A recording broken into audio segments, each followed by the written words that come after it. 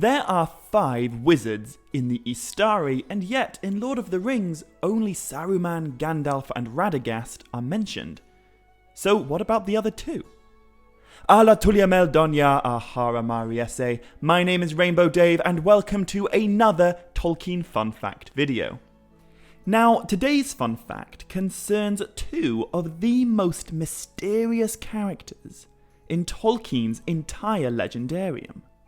Like, we all know plenty about Gandalf the Grey and Saruman the White, and even Radagast the Brown does make a brief appearance in The Lord of the Rings. But the other 2 wizards that make up the Istari, they are about as behind the scenes as any characters can possibly get.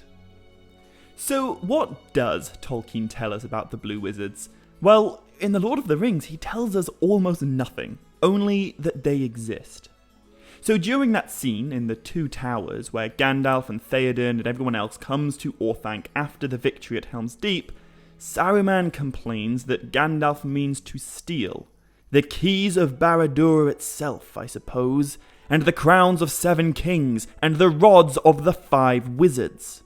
And that's it. That's it. 5 wizards exist, but we know nothing else about them. At least that is until Tolkien wrote an essay about the Istari in 1954, which is now published in the Unfinished Tales. And in this essay, 2 of the wizards are described as wearing robes of sea blue.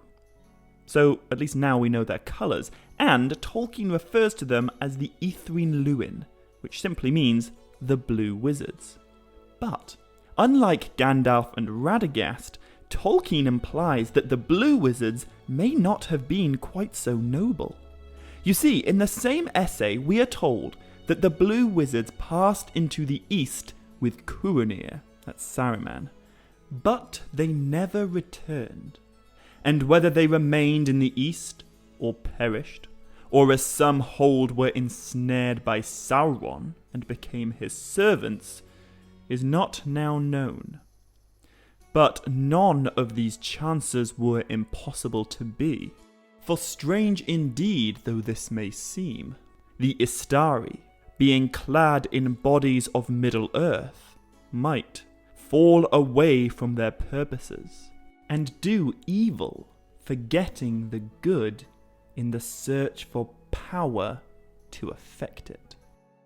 Now, this implies that the Blue Wizards either died in the east, or they were corrupted and fell in league with Sauron. And to be honest, neither of these are particularly optimistic, but it might explain why so much of the east belongs to the Dark Lord.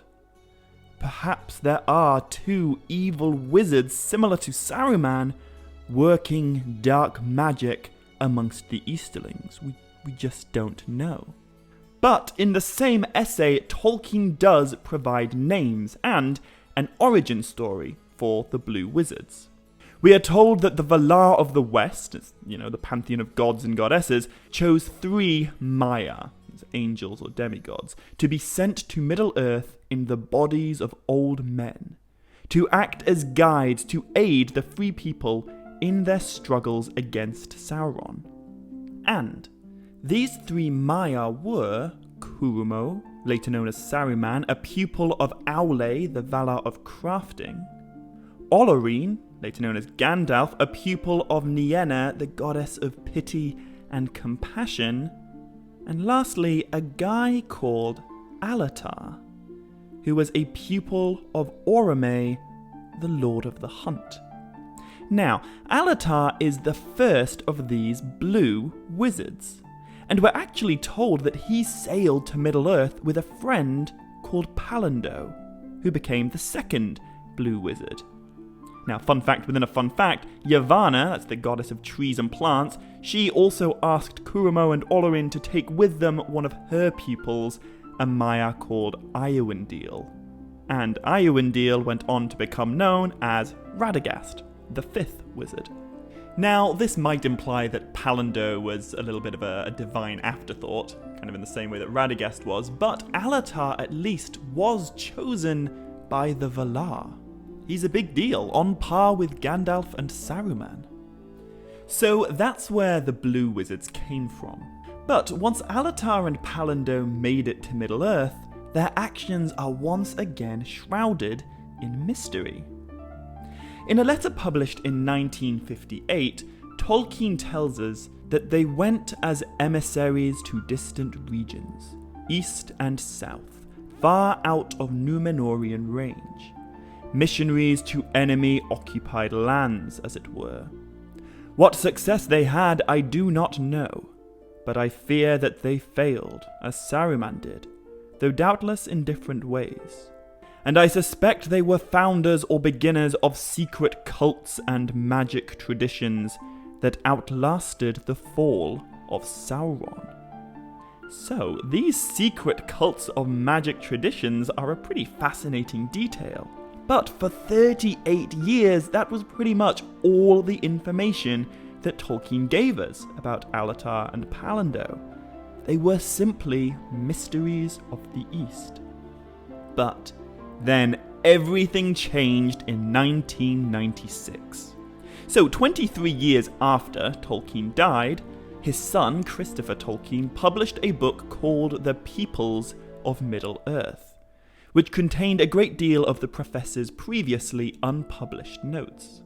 And one of the chapters in this book is called The Last Writings, which is a collection of manuscripts written in the final year of Tolkien's life. And very luckily for us, two of the things that Tolkien wrote about just before he died were the Blue Wizards. So in The Last Writings, Tolkien provided loads of new information about Alatar and Pallando, and he even gives us some new names for them. Because of course all the wizards have a ton of names. Like, Gandalf, he's known as Gandalf to some, but he is Mithrandir to the elves, he is Tharkoon to the dwarves, he's known as Incarnus and Greyheim and Lathspell and loads of others. So Alatar and Pallando may be the Blue Wizards' Maiar names, in the same way that Olorin is Gandalf's Maiar name.